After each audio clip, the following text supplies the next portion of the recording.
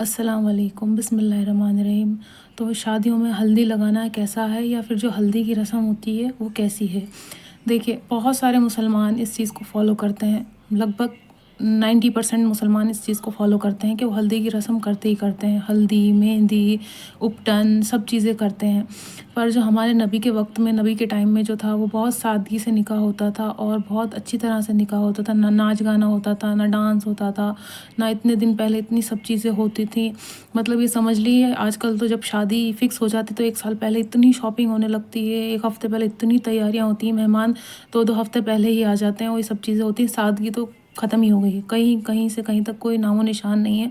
दिन पे दिन इंसान जो है अपने पैसों का शो ऑफ़ कर रहा है और दूसरों को नीचा दिखाने के लिए अपनी इतनी ऊँची-ऊँची शादियाँ कर रहा है।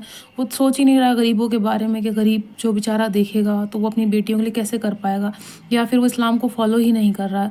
तो देखिए, मैं आपको बता दूँ, जो हल्दी की रस्म है वो हमारे इस्लाम में नहीं है, है ना? मेहंदी लगा सकते हैं, हल्दी लगाने का कोई कॉन्सेप्ट नहीं है, ना कभी था, ये लोगों ने बनाया है क्योंकि ये जो हिंदू हैं उनसे रीति रिवाज आया है। हिंदुओं में होता है हल्दी लगाना, उपटन लगाना और सारी चीज़ें करना। तो देखिए, ये हिंदुओं से फॉलो होता आया है, इस वजह से मुसलमान कर रहे हैं फॉलो, पर ये हमारे लिए नहीं बना है। जितना हो सके हमें सादगी से शादियाँ और जो भी चीज़ है वो हमें करनी चाहिए, इतना ज़्यादा टेंट्रम नहीं पालना चाहिए।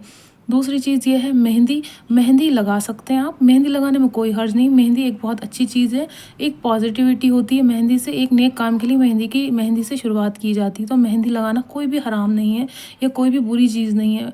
हाँ, पर ध्यान रहे कि हम नामहरम को खुश करने के लिए या फिर हम अपने हस्बैंड के अलावा दूसरे किसी को खुश करने के लिए वो चीज़ कर रहे हैं, वो चीज़ बहुत गलत है। तो वो चीज़ हमें नहीं करनी है।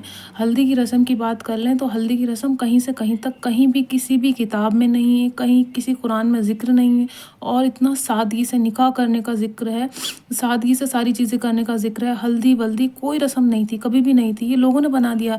और आजकल तो जो है दुल्हन की तरफ से पहले ही केक कट जाता है, फिर दूल्हे वाले की तरफ से शादी से पहले वो पार्टी रखी जाती है। मुझे नाम याद नहीं आ रहा कि वो पार्टी रखी जाती, ब्राइड टू बी की, जी, ब्राइड टू बी की, ग्रूम टू बी और bride to be.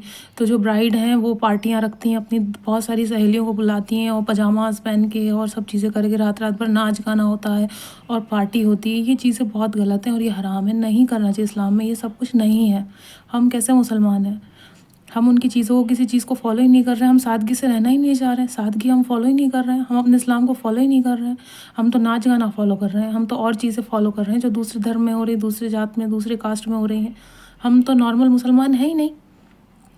Bride to be होता है, बताइए। मुझे किसी चीज़ से कोई तकलीफ़ नहीं है, मैं किसी की किसी चीज़ से मुझे कोई प्रॉब्लम नहीं है, पर आप इस्लाम के हिसाब से तो चल ही नहीं रहे हैं। फिर सवाल पूछते हैं ये करना चाहिए या नहीं करना चाहिए। जब आप खुद इतने समझदार हैं तो आप खुद समझ लें ये करना चाहिए या नहीं करना चाहिए। तो ये सब चीज़ें नहीं होना चाहिए। आजकल तो एक के बाद एक रस्म बढ़ती जा रही है, कहीं कुछ होता है। अगर अगर उधर देख लें यूपी की तरफ, तो वहाँ चौथी, चाले, मंडा, ये सब कुछ होता है, ये सारी रस्में हैं।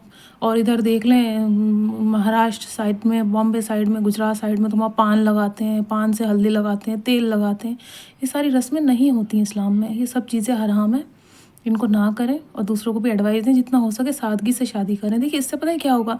सादगी से शादी करने से ये होगा कि माँ बाप का बोझ कम होगा, ना लड़की वाले की तरफ से कुछ इतना, ना लड़के वाले की तरफ से इतना।